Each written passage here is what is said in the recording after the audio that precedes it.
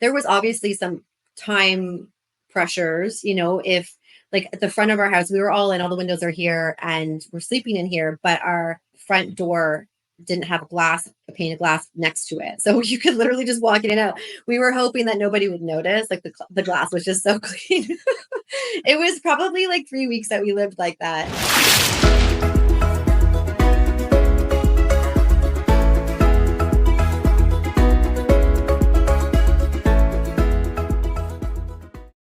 Welcome to Expat Diaries podcast, where we discuss all things becoming an expat in Costa Rica. And today we have the guest of the century. I believe her story is so engrossed and enchanting and full of intrigue and mystery and fun that she's actually writing a book about it. So welcome, Jules. Welcome to the Expat Diaries podcast show. Hi, thanks for having me. Yeah. So, literally, I mean, Jules and I were on the phone for so long the other night that my dogs were just staring at me. They're like, are you just going to talk? Because I don't talk on the phone a lot.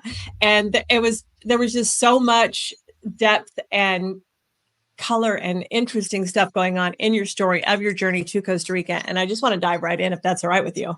Yeah. Okay. Jules is originally from Canada, yes? Yes. And the first time you came to Costa Rica, tell me about that. Okay, so I came in the end of 2018 at Christmas time. I went to Nozara area. So it was a vacation. I loved it. It was my first time. I loved it so much that I went to go check out real estate. Of course, everyone kind of does that on their first trip. And but I looked at a farm specifically and off grid. So it was, it was so much more affordable than what I would have be able to have in that capacity back home.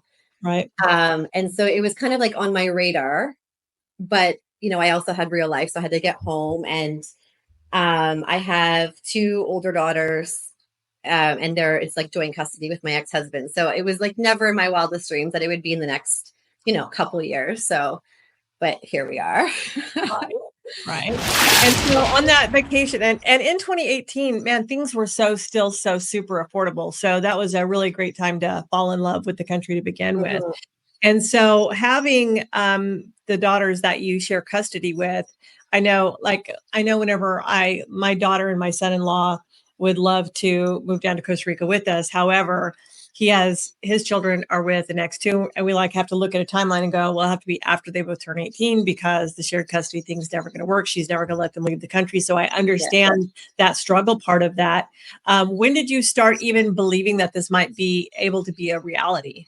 Okay, so it wasn't until January 2021. So just a few months before, basically, it felt like, before we actually moved. Yeah. So, there was never a thought of it again. Once I got back to Canada, I just carried on with my life, and, I had a good life. So, but it's still like in this kind of fantasy world in your head. I think a lot of people experience that when they go away someplace. They're like, oh, it'd be so nice to live here, Yeah, but visualizing your life somewhere else, I mean, that's part of the process, right? So you have to be able to see yourself in that environment. And so I think even the dreaming part of that is super important, don't you?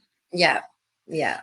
And so when it was a seed planted. Yeah. So when you knew that, this is something I'd want to do, did you think that Nozara was going to be your area? No. I didn't know enough about the country at all, or the different areas.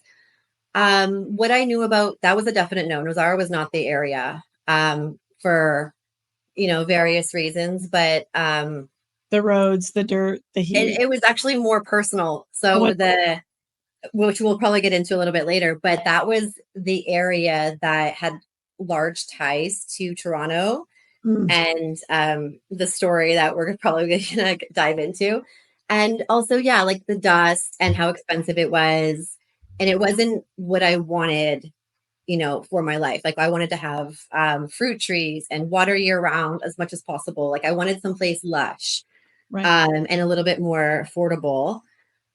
With more of like the permaculture vibe, and just more of a different vibe. Nozara has a very particular vibe to it, and that's not something that I wanted to live amongst. It feels real transient, right? Like it feels very very temporary. Like the people are there, but they're not there long term. They're not going to be. And I don't know that you feel like, and people who are out in the Nassau area will probably contradict this and go, oh, 100%. Because I've interviewed people that live there too.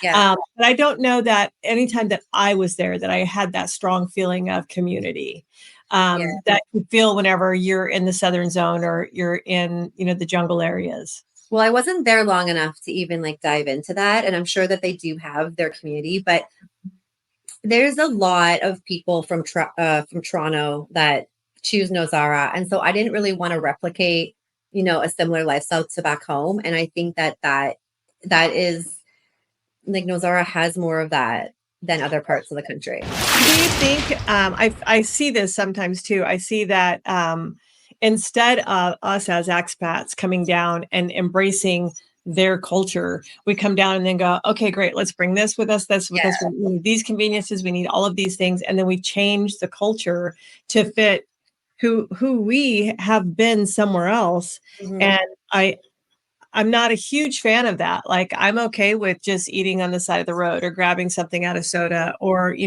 waiting till the feria is open to go get the things that I want and need, and so I'm not that I'm not a fan of convenience. We all are, but it's like, at what cost? Right.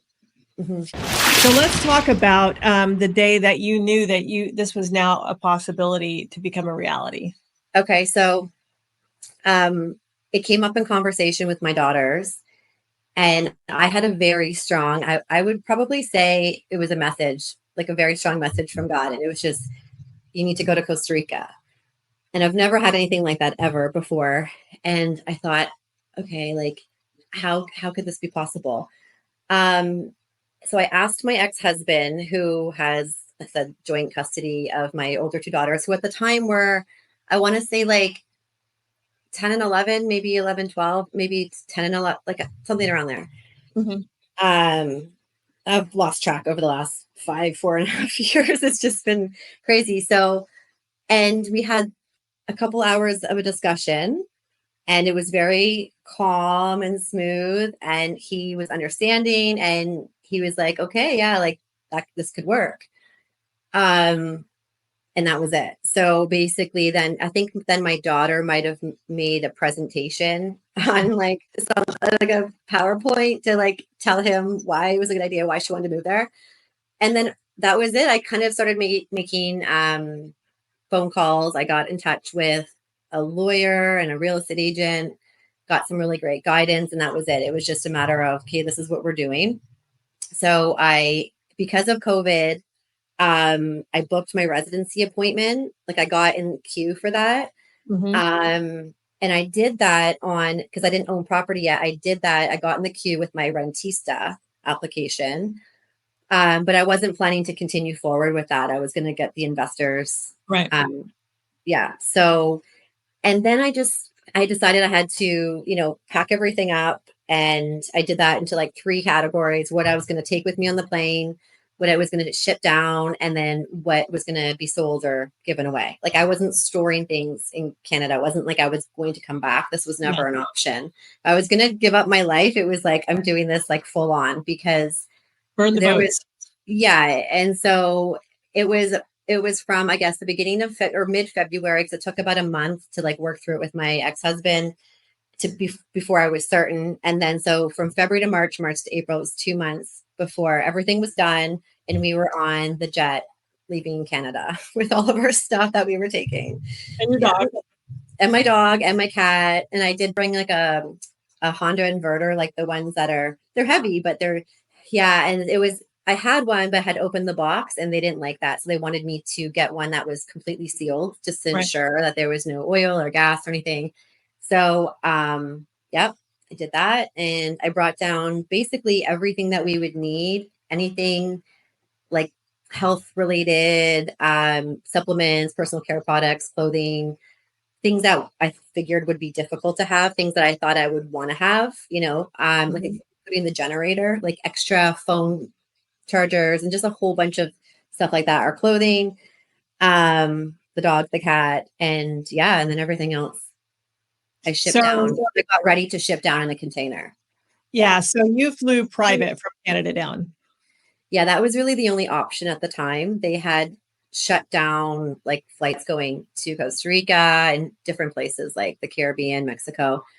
And I didn't actually they hadn't completely shut it down, but they were reducing it and it was becoming very unpredictable. So I didn't want to do all this work for them to like change my flight and because I had my dog and the cat and just everything and all of our stuff, it didn't make sense to try and do connections all over North America to get here. I just wanted it to be as easy as possible. I was on my own with 3 kids.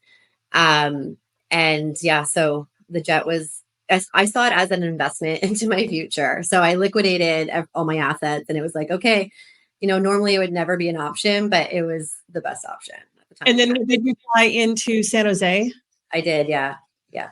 And I don't think like at that time, I mean, Costa Rica wasn't locked down. So was the struggle with leaving Canada? Was that where? Yeah. And I've heard that from several people that getting out of Canada was probably their biggest hurdle. And like some of them had to like break into the US and then leave from US to come down. Yeah. Just because of that, the unknown and we don't know what they're going to wake up and do today. Exactly. It was just so much uncertainty. I wasn't going to roll a dice. Like this was like the least amount of stress was like the goal. So yeah. And it's funny because I've spoken to several people. There's like people have wanted to bring their pets with them and don't want them to be down in where they keep all of the luggage. They don't want them down there. They don't want to have to drug them to bring them in. And I interviewed this lady a couple of weeks ago, and she connected me with this really great service that does all of that work for you on the dog side. And even when they get there, they go straight to being vetted and going through the process, and all their paperwork's already all lined out ahead of time. And I didn't even know that somebody had already, I mean, it's logical that somebody would have because there's the need for it, but that service even existed. So that I think there's a few of them. And that was also another hurdle, right? Because the government paperwork changes like so fast and there are requirements and everything else. And so we had to do everything with the animals within like, I don't know, a few weeks before travel. Right. And because of COVID, the appointments were difficult to get. And so it was totally different leaving then than it would be if you were leaving now. Right.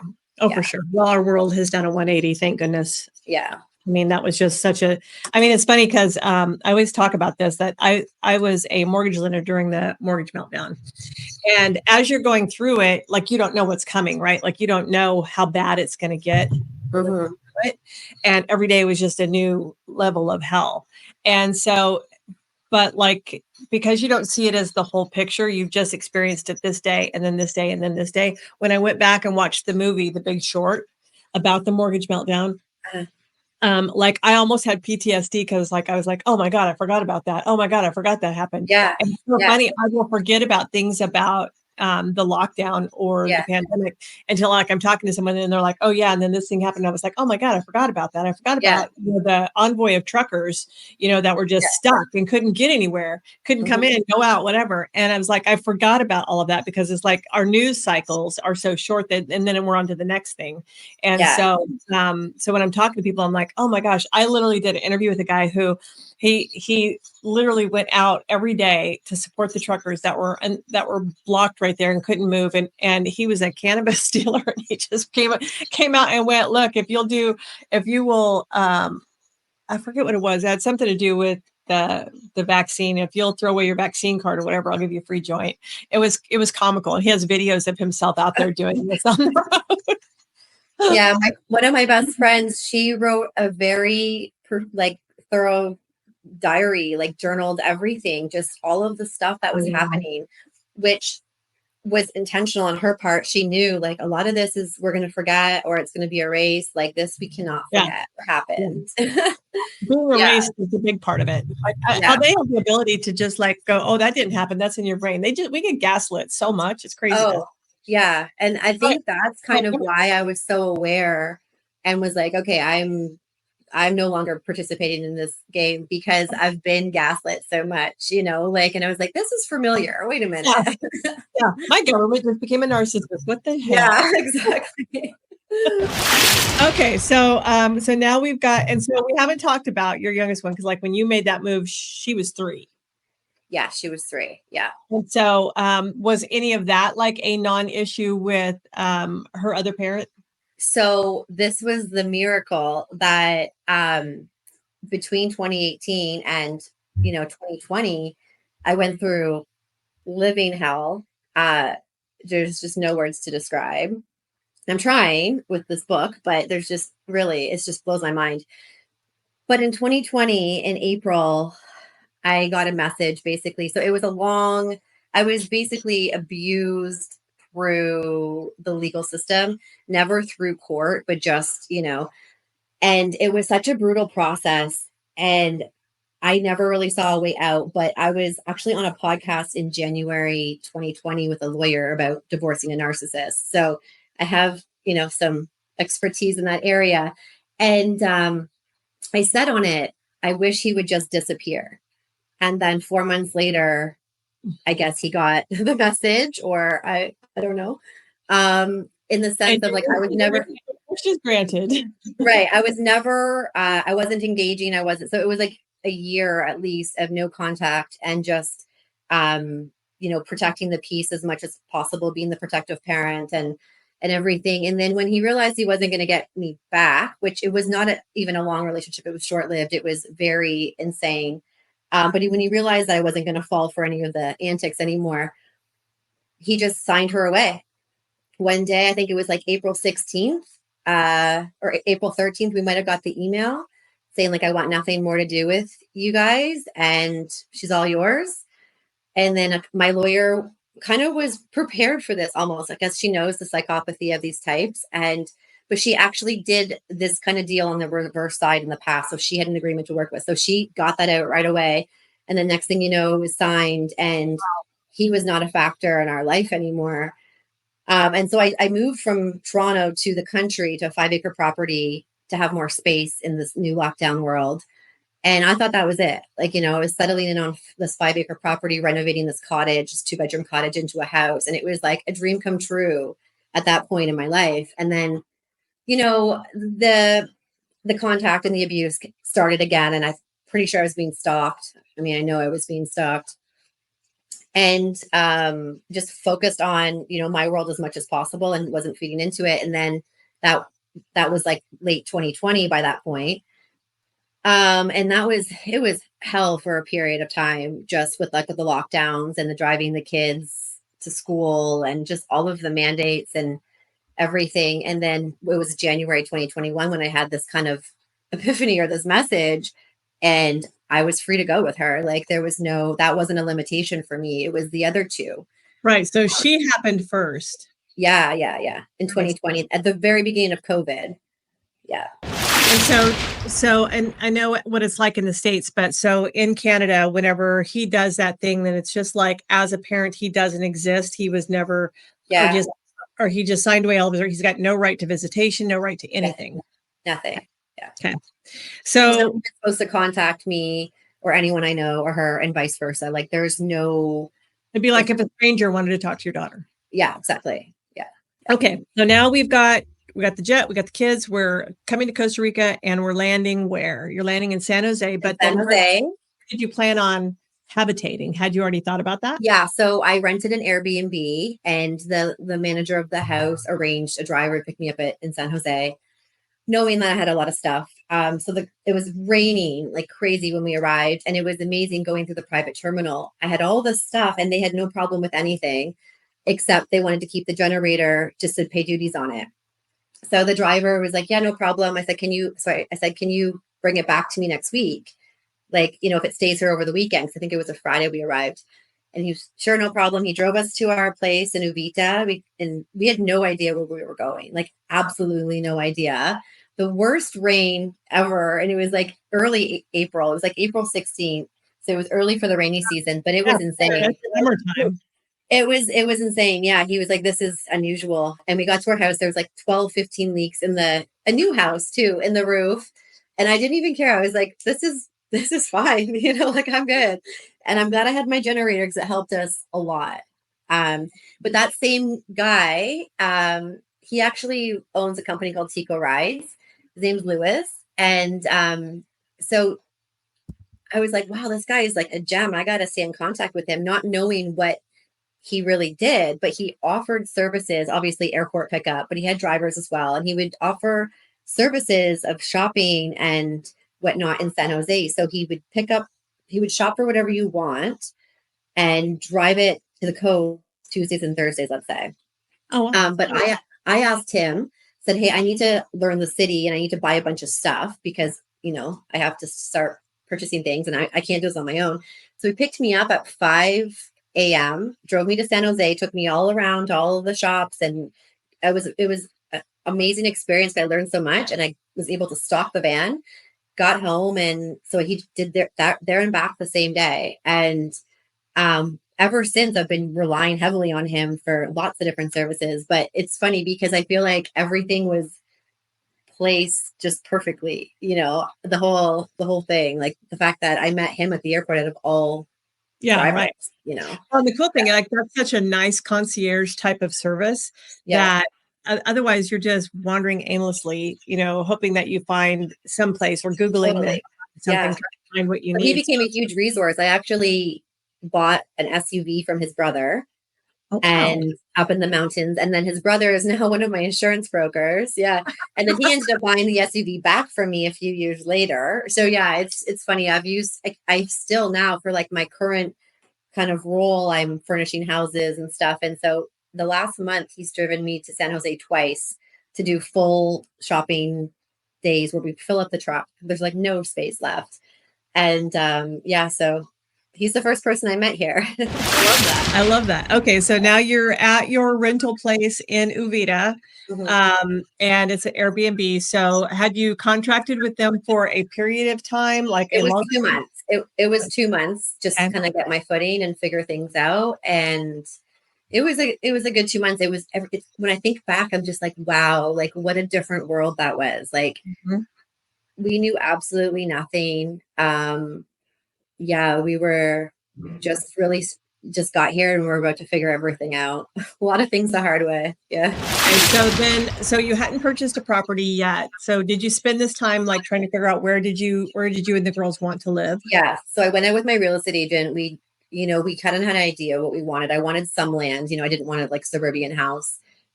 And so I was up in the mountains behind Uvita looking at farmland. I was looking at a whole bunch of crazy properties and I learned a lot through that experience as well.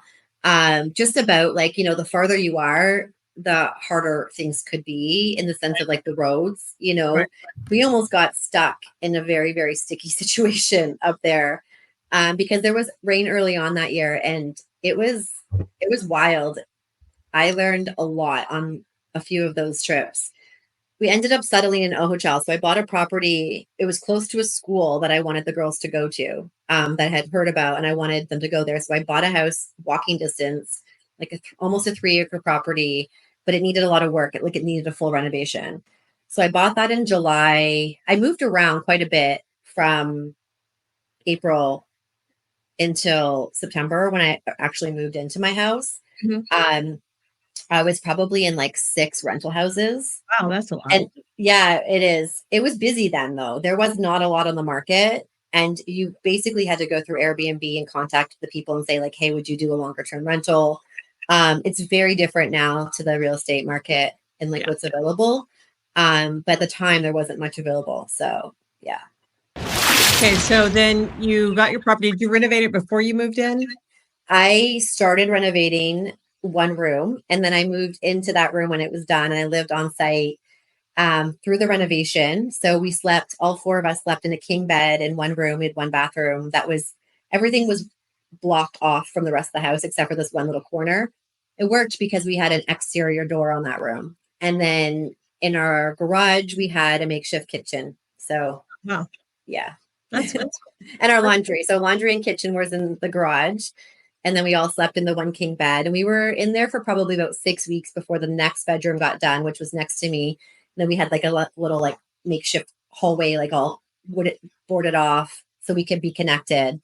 And we were in that situation for quite some time before the house was done. During that reno, were you doing it all yourself or did you get to hire contractors to help? I had contractors, but I was basically like project manager. Hands-on. Like I was managing the project. Yeah. It wasn't like here's a builder and he's going to do everything. And, you know, I was on site every day. I was here, you know, when I got to my room, I was sleeping in my room, and outside the window, they're like jackhammering, you know, some tile. And it just became something that I was just used to. Well, it's funny. I have a friend, right now he's down in Dominical, that builds these small homes called rad pads. His name is Tony Lewis. And, it's funny because like he has a YouTube channel. And so every Sunday we just kind of watch his progress. And the fun part in Costa Rica is the window guy's coming tomorrow. Said he's coming tomorrow. So we're going to have windows in here tomorrow. I'm super excited. And then he's just like, it's tomorrow, no window guy. And, you know, maybe like 3 weeks before, and he's like, you can see him like on WhatsApp talking to the window guy. And he's like, yeah, I'm 5 minutes away. And like, he never shows up. Yeah. It's so comical because I'm like, and it's so, I was telling my husband, I'm like, you need to be like Tony when we get down there and start on our project, because he doesn't just sit there and just be pissed off because the window guy didn't show up. He just pivots and finds another project to get completed. We're waiting on the window guy instead of being like, well, I guess we're going to wrap this up till we hear it and be frustrated. He just goes and goes, okay, well, right now then we're going to work on the landscaping or the driveway or the whatever. And I'm like, you're going to have to learn to pivot because it's common. You know, we get ticked off in the US whenever like the cable guy says he's going to come between 8 and 5. And you're like, great, I have to stay home from 8 to 5. Yeah. And he always comes, he always shows up between that 8 and 5. And we're like mad because there's an 8-hour window. Yeah. You know? And the one thing that mañana doesn't mean in Costa Rica is tomorrow. It means not today. It means some future time I will be there. Yeah. Yeah. And so I lived on site. Did you have any of that with your contractors? Yes, it was a little harder because I was here every day.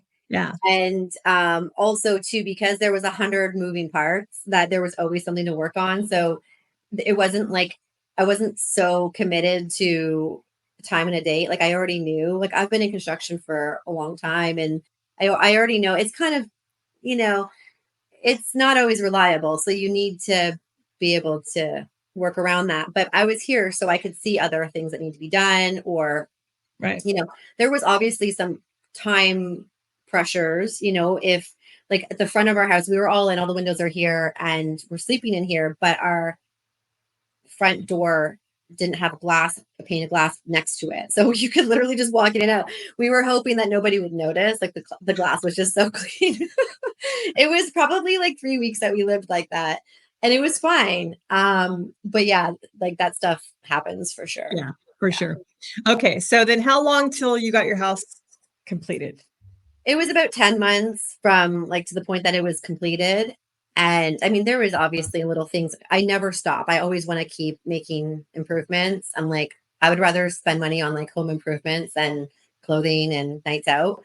I just love making my property into like my little sanctuary oasis. Yeah.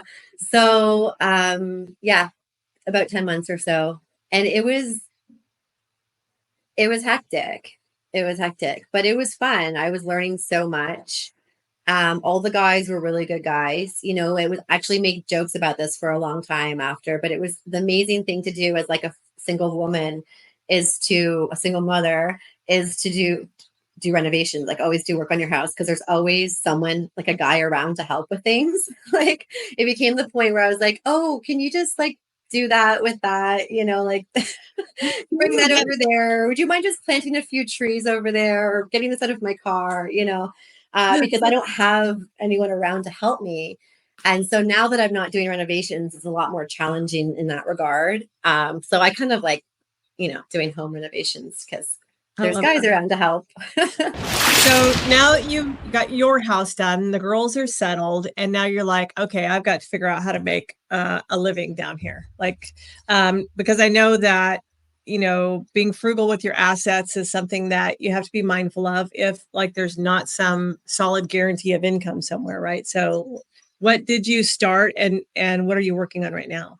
So for a period of time, I was basically focused on settling. There wasn't like, I still had money to work with. Mm-hmm. And that was my priority. So I had more time in my day, you know, to go check out the beach and like balance home projects and integrating into life. So I didn't get right into that. It was after a lot of stuff died down that I, made a little guest apartment on my property. And then eventually was there already a structure there and you no. So when I brought all my stuff in, they stored I bought a shipping container for my property and I stored everything in there with a dehumidifier and an AC. So that I put in right away just to keep everything climate controlled. And then after that, I thought I'm going to turn this into a guest room because we don't have an extra bedroom in our house. So I did that. And then it was our guest space and we used it for just, I have a freeze dryer. So I put the freeze dryer in there and that's where we would do that processing. So we have a kitchen. And then I also, I just used it for different functions. And then overflow stuff. And then I realized that we don't really get too many guests. So I'm going to turn it into an Airbnb. And I mean, that was fun. That was I do it more long-term rentals now, but during that period, it was so fun getting different people from different places and, meeting them. Every single person that stayed was like-minded. And, because how I market this particular property is more health conscious, so it's the stainless steel pots and pans. And because a lot of people that come down here, that you just kind of get what you get, not everything. There's mold places. And so it's climate controlled. And then we also have like a air doctor for like the clean air and blackout blinds. So it was designed in a way where conscientious people focus like on their health and whatever would appreciate it. So I met really cool, like-minded people through that. And then I had another little area there that I put some more containers on and turned into office or workspace rentals, which are on monthly leases and they're single offices. So it's not co-working. Mm-hmm. And those were all leased within, like, leasing agreements were signed within, I want to say, like 4 to 6 weeks. Okay. So I did that. And the reason why that worked great for me is because on our property, we have a generator, like a whole property generator. And we also have multiple secure internet options. And we also have a water backup system and water filtration. So what I noticed I'm one of those people that would build a business based on needs, that align with who I am, and what I can offer. So, in our area, there's lots of power outages. There's lots of internet outages. There's lots of complaints of all that all over all the chat groups, because we have WhatsApp chat groups. And I'm like, I'll just, build something that's super economical where people can have their own little workspace. Yeah.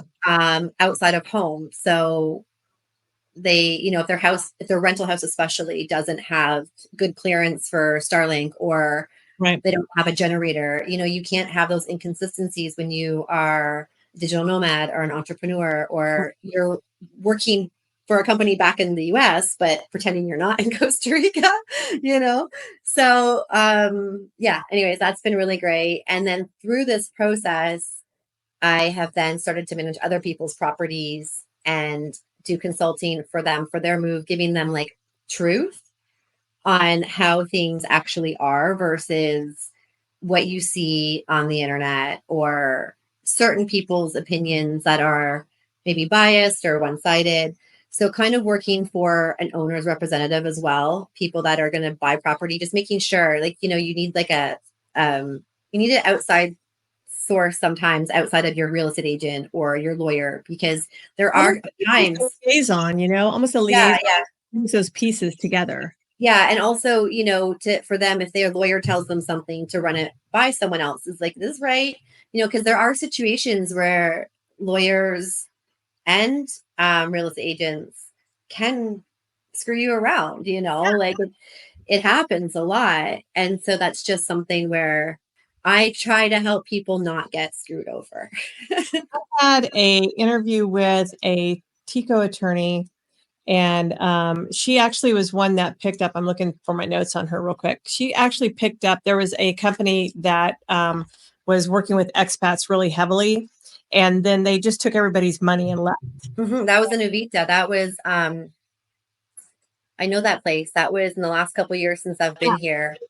Yeah. So her name is Melissa Garita, and she kind of stepped in. Her and her firm kind of stepped in whenever I think it's called Outlier.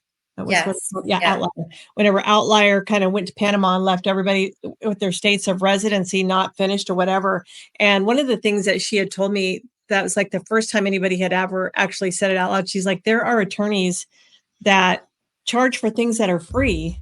They're 100% free. She goes, it's our job to tell them when they don't have to pay for this. Now, they may choose to pay to have us do it because for the convenience, but there's no charge to do it. Like there's no government charge for some of these things that are getting charged. And they're going, oh, well, that's going to cost you, blah, blah, blah. But they're not being transparent in the fact that it doesn't cost that from the government. It's going to cost that for me to do that for you. Yeah. And I really loved everything that she was doing with transparency. And she was like, she like had such a heart for all these people that just got, were blindsided by the fact that they thought their residency papers were even in a process and they weren't even started. Yeah. Yeah. Oh yeah. So have someone that like is that liaison between the two and goes, hang on, I have other assets to ask if that's the truth. Right. Yeah, for sure. And that's like that's with so many things. So just, even with developing a property, dealing with right from the very beginning of finding a real estate agent that is good and has, ethics and morals. And then also the closing, because a lot of closings can go terribly wrong if not done right. You can there's properties that aren't really available to be sold. Like there's a whole bunch of weird stuff that happens. And then also the land development itself, the process of getting started with that, you're going to hear different things from your lawyer to the municipality, to the contractors and whatnot. So it is like I say, it's all foreign at first. And even once it's familiar, it's still foreign. Like some of it just doesn't make sense. And it's fluid. Like it seems like it's fluid at times. Yeah. It's like it may have been, that's what it was on this property at this time, but at this property at this time, that is not the same thing. Yeah. So it's not like written in stone. People also make reference to it being like the Wild West. Sometimes anything goes and you have to be careful though, because there are laws still. And but there's also gray areas and everything else. So yeah. And also too, like the difficulty of finding things and sourcing things out here. So when someone's, coming down here, they don't know where to get things or where's the most economical place to get things, because you can get stuff, but it could be twice as much as you would pay back home. Right. So there's like processes you can go through to make things more reasonable. If you're coming down, like if you're a Canadian or North American or even somewhere else, and you like decide you're going to do business with this gringo, because in your mind, that's, I feel more comfortable doing business with a gringo than I do with a Tico. The first mechanic that I ever had that worked on my vehicle down there, like I was referred to him by another gringo and went, he does my work, blah, blah, blah. He's ex-military, US, blah.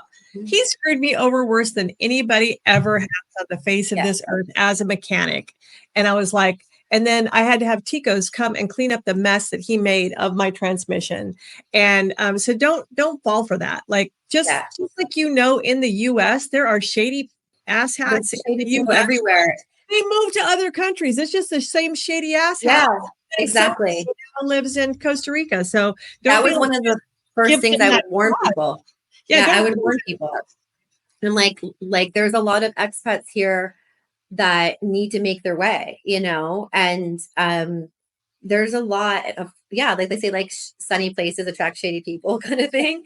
Yeah. And so there's so many different people here for all different reasons, and you can't trust everybody. So that was it. So back in 2021, when I first moved here, so many Canadians were like, oh my gosh, get me into Canada. How do I get to Costa Rica? So I actually had on my link tree and my Instagram, I did a few live, like, or Zoom calls educating people on my story and process and stuff. And then I had a link to kind of meet with my residency lawyer, and that was in my Instagram. But yeah, for quite some time, I was just doing all of that for free. I was just trying to help as many people as possible. and in a way where they could make the decision that was best for them, because it's not for everybody.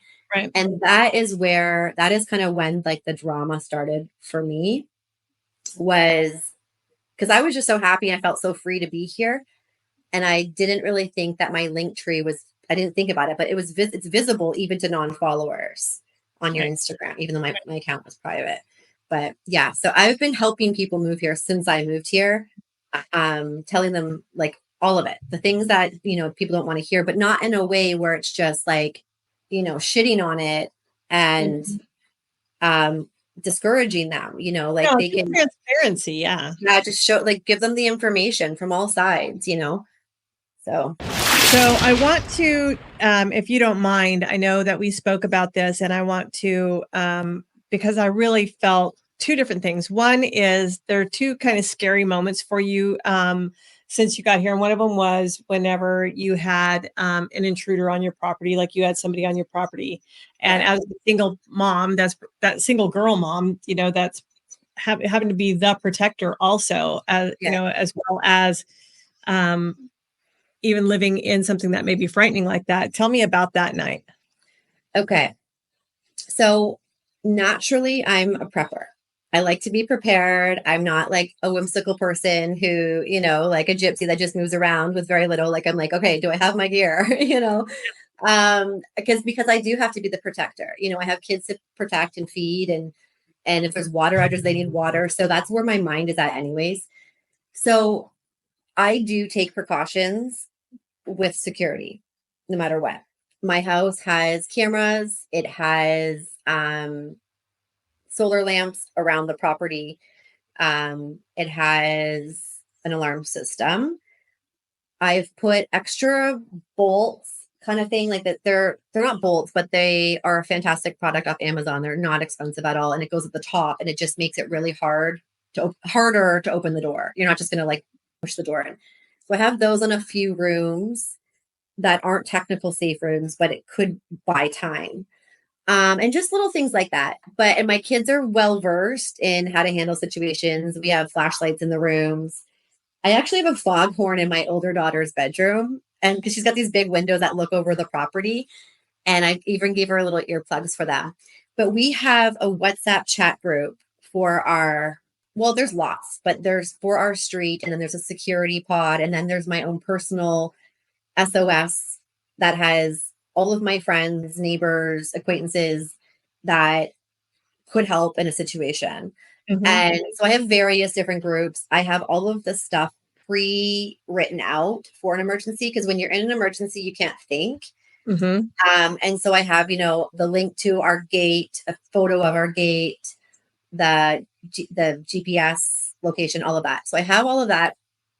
And my daughters have access to it, and it's all there. They're also in the chat group. So that night, somebody was kind of crawling up our property from behind, which wasn't fenced at the back yet. It now is with concrete. Did you know that? Did you see it on the camera? So my daughter has her bedroom upstairs, and it's the only room upstairs, and it has these big windows that overlook everything.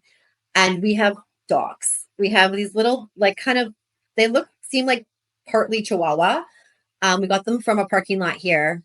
And we love them. They're the best things ever. They don't cost a lot to feed. They're small. They do their job super effectively.